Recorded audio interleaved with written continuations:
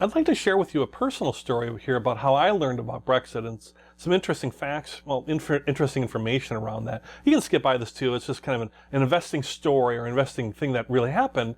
And my hope on this at the end of it is you'll see a philosophy or perspective that might help you. It certainly has helped me of having this type of perspective.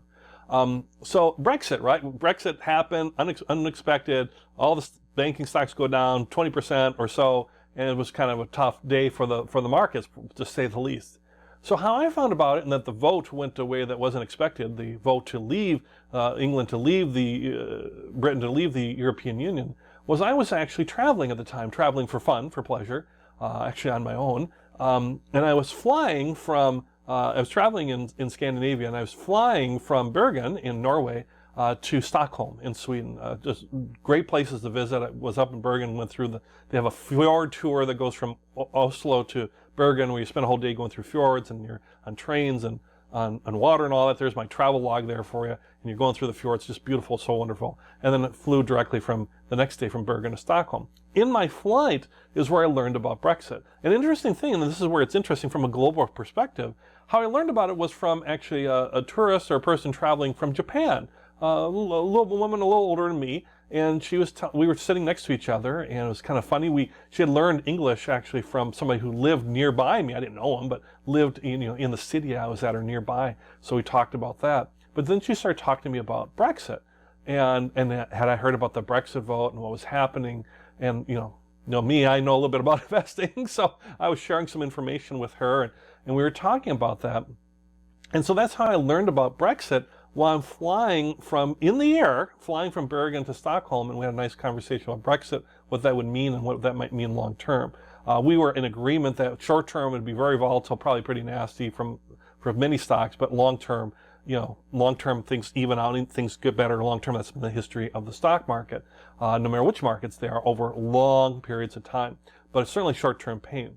The last part of the story I want to leave with you is, not only was I not missing my flight or constantly saying, has anybody heard about Brexit? Anybody heard about Brexit? And all freaked out before I got on the plane. It was like, oh yeah, Brexit's happening. And oh, by the way, they voted the way that wasn't expected. And then I found about that on the plane. So many folks would then exit the plane. What would they do first? They would try to get on a computer somewhere at an internet cafe, or rush to their hotel, check their investments, and just get all freaked out about it, and see some of their investments going down, and really have a lot of turmoil. And there's nothing wrong with that, by the way. It's your money. You've earned that money through hard work, and that's okay. I just wanted to just share with you, it's okay to be relaxed a little bit about it too. It's important to have a diverse portfolio. If I had all my investments in banking stocks, particularly in English banking stocks like Barclays and Royal Bank of Scotland, boy, I would be having a panic attack, well, for sure.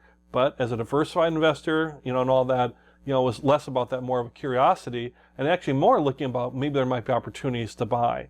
So, but I didn't rush the hotel and all that, because I'm on holiday, I'm on vacation, and I'm here now in Stockholm. Yeah, I might have checked a couple of things, watching a little bit of the news or talking to people about it for more of an interesting way. So I could either lock myself in my hotel room and just watch the stock ticker, or I could understand that I have a long-term plan, that this is ups and downs are part of the plan. And I could continue my holiday, which involved, if you've been to Stockholm, going to the old town or old part of Stockholm, which is absolutely beautiful. I'm sure there's people from Sweden, from Stockholm, saying, you tourists, you go into the old part, everybody goes there or whatever. I'm just telling you, here's an image of it. Where would you rather be? In your hotel room looking at stock symbols, or would you rather be here when you're out on holiday? I tell you, it was very calming and very, very effective thing. So if you listen to this lesson through here, thank you for indulging me, and hopefully you took from there the message of, once again, things that we've been talking about, of diverse portfolios, international, domestic, all the different things, and that understand that money is in investing is really to help support your life, which is the joyous parts of life. And this is the joy that I have. And I remember that day, and I remember that trip, and it was just so wonderful.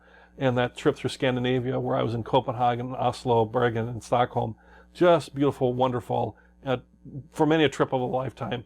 And so understand that stocks and investing helps feed that, and not the other way around. And look at this picture and think, boy, this is maybe where you'd want to go, and I hope you get there, because it's wonderful.